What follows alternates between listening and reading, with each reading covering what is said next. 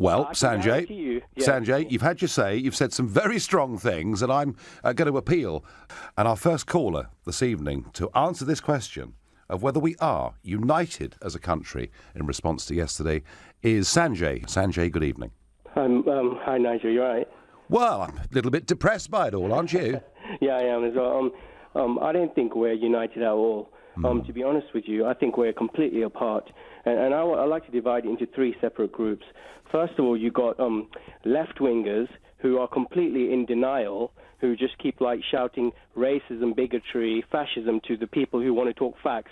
Now, the other group are the right wing. Now, I don't want to go as far as saying right wing. What I want to say is people who talk facts. I'll give you an example, Tommy Robinson, just somebody who just talks facts for a second. Well, Sanjay, yeah.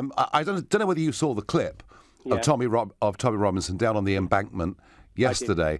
Whether he was talking facts or not, he was shouting very loudly and getting extremely angry. We've had 12 jihad attacks, 12 terrorist attacks stopped last year. When will the general public wake up to understand we're at fucking war? The enemy are in our country and you're inviting more of them. You want more of them. You want them to have more power. You want to stop people's ability to criticise and speak up against them. At no point should any of us, in any of our Western countries, and anywhere in Europe, be putting up with this backward jihad by barbarians that have been imported by our politicians. Imported and protected.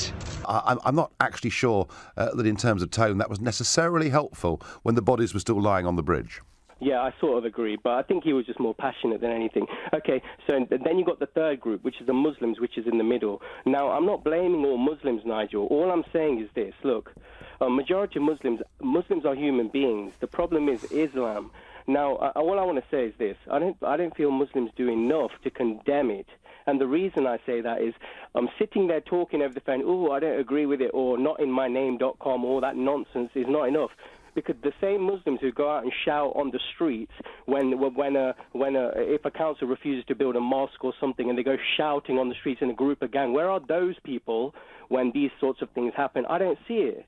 Well, Sanjay, surely the evidence is, the polling evidence is that whilst there, and we've seen this, going right back to the underground bombings in London, that there is a minority percentage of Muslims who appear to have some sympathy for this behaviour. A lot of it, I have to say, in response to what happened in Iraq and elsewhere.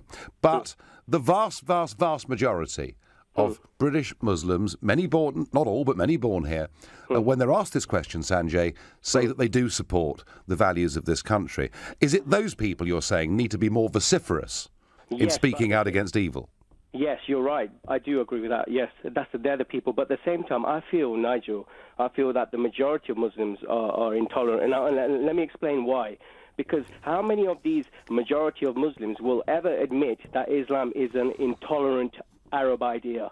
Well, Sanjay, Sanjay, you've had your say. You've said some very strong things, and I'm going to appeal to practising Muslims, please, to answer Sanjay's charge. Sanjay is saying that too many of you are actually deeply intolerant, and that those that aren't are not speaking out sufficiently. It's a very, very strong point of view. I apologise for that. As Sanjay, what would you like to say this morning? Hi, Katie, you all right? Yes, good.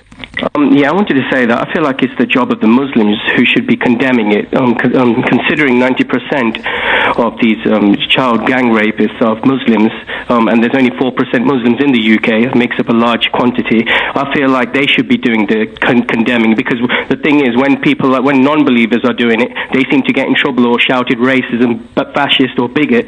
An example was like Tommy Robinson exposing him. Now, I feel like what he did was great. When you expose people like this, it stops them from even thinking about doing it again. But keeping them identity safe, out of the way, and just go back home like nothing's happened, they'll continue to do it, and it's just complete nonsense. I just feel like majority of the Muslims are intolerant because they don't do enough.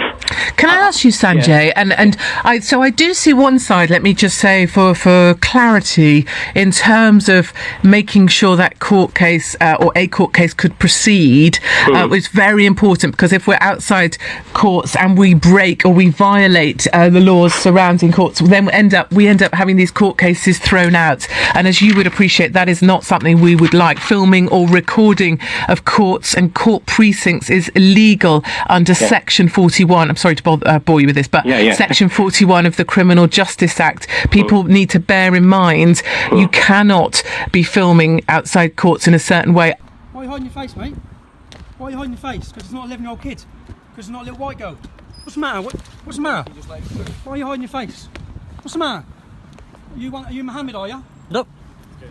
Otherwise, these cases get thrown out. But let me go to your other point, Sanjay. Can I ask, are you a Muslim? Do you identify as a Muslim? No, I'm a Hindu, and Sanjay is a pro-Hindu name, yeah. Yes, right, perfect. So in terms of why we don't see someone from the Muslim community stand up, where are these individuals standing up? Why aren't they saying this does not represent our religion or our community? Why? Because it's proven fact of 1400 years of Islam. It feels that Islam is an intolerant ideology, and the people who follow it, they don't want to go against it. Muslims, what they're doing right now, are going into non-Muslim country to overpopulate, to take over the country, and they also target non-Muslim girls. Sanjay, I appreciate where you're coming from, but I think what I'm trying to focus on is not an attack against one community. I'm trying to find a point where we could say, why don't more of us stand up and say this is not about one race, one religion, one culture. This is about all of us as parents saying we need to talk more about grooming gangs. And certainly for me, as a mother of a 12 and 11-year-old, I fear for my girls. Do give me a call.